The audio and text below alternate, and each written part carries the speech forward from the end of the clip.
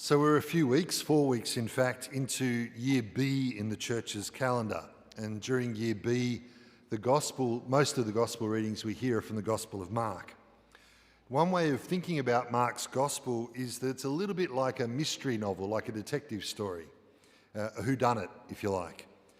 Except it's not so much a whodunit as a who is it, because there's a secret running through Mark's gospel, which is the secret of Jesus' identity.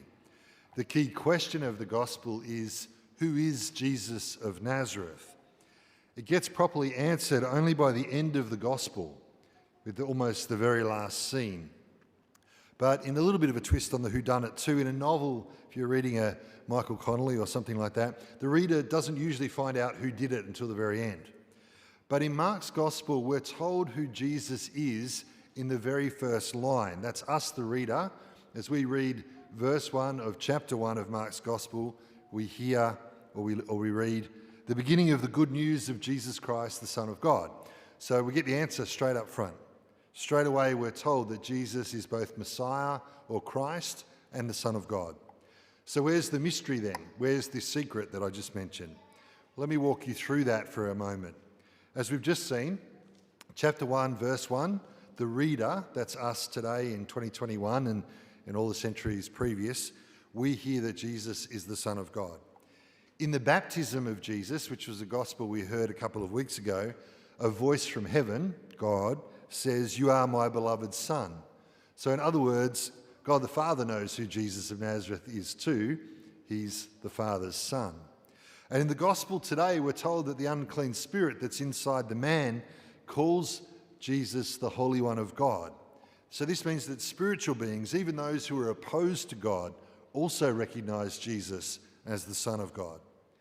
So if it's not us, the readers, and if it's not God, or even the evil spirits who are in the dark, then it's the human characters in the story who don't know who Jesus is.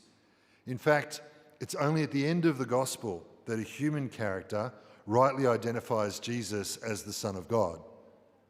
We're going to come back to that scene at the end of the gospel in just a moment. But first, we need to see why it is that the gospel's been written this way. I think it's this, that in a good story, we as the reader identify with the characters, and that's intended to be the case here.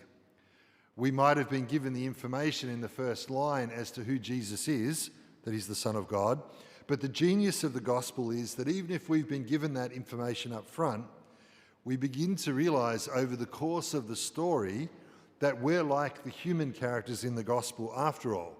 We don't necessarily know, that is, we don't necessarily understand what it means to call Jesus the Son of God. Mark wants us to be convinced, not simply told that Jesus is the Son of God. And he wants us to realise the full implications of Jesus' identity for our lives as well. So with that, let's take a closer look at today's gospel, where Jesus encounters a man with an unclean spirit, and the spirit cries out, "What have you to do with us, Jesus of Nazareth? Have you come to destroy us? I know who you are, the Holy One of God." Okay, so this evil spirit knows that Jesus is the Son of God, but did you hear how the spirit feels about this? He says, "What have you to do with us? Have you come to destroy us?" The evil spirit knows who Jesus is, but this knowledge makes him afraid. He confesses who Jesus is, if you like, but only out of fear. He recognises Jesus' power, and he's scared that Jesus will destroy him. Okay, so now let's fast forward to virtually the very end of the gospel, to the moment where Jesus is hanging upon the cross. That is, to the moment of his death. And it's here that for the first time a human character declares that Jesus is the Son of God. And I'd like you to notice that it's not one of his disciples. They fled the scene, remember, as their master's dying. No, it's not a disciple, it's not even a Jew. It's a Gentile, it's a Roman, the centurion, the soldier in charge of carrying out Pilate's orders to execute Jesus. Let's be really clear here. The first time that a human character in the story confesses that Jesus is the Son of God is while he is dying upon the cross. What a paradox, what a mystery, that Jesus' identity, the depths of his identity is revealed as he's dying a very human death. I think Mark is making an awesome point here. It's subtle rather than explicit. He's not forcing his conclusion upon the rest of us. But the conclusion is this, that we discover who Jesus really is by contemplating the cross, by looking at Jesus, the crucified one. Or to put it another way, it's when Jesus' love for the world is fully revealed. It's when his love is displayed for all the world to see in his ultimate act of self-giving as he dies. It's then that we're able to discover who Jesus truly is as the Son of the Father.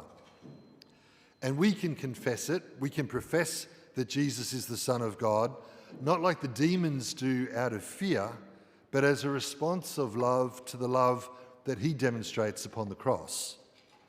The cross is the key to Jesus' identity because it's there that the true character of the Son of God is made manifest. And that true character is unfathomable love. St Augustine says that the unclean spirits sort of had faith because they confessed Jesus as the Son of God, as we heard in this story. But their confession has no love. It was full of fear. Here's the kicker. It's possible for us to be like the demons. It's possible for us to be able to say that Jesus is the Son of God, but for all that to lack any love, for it to only be an expression of fear. We can believe that Jesus is the Son of God, but without love, we'll only be scared about what he might do to us or what he might ask of us.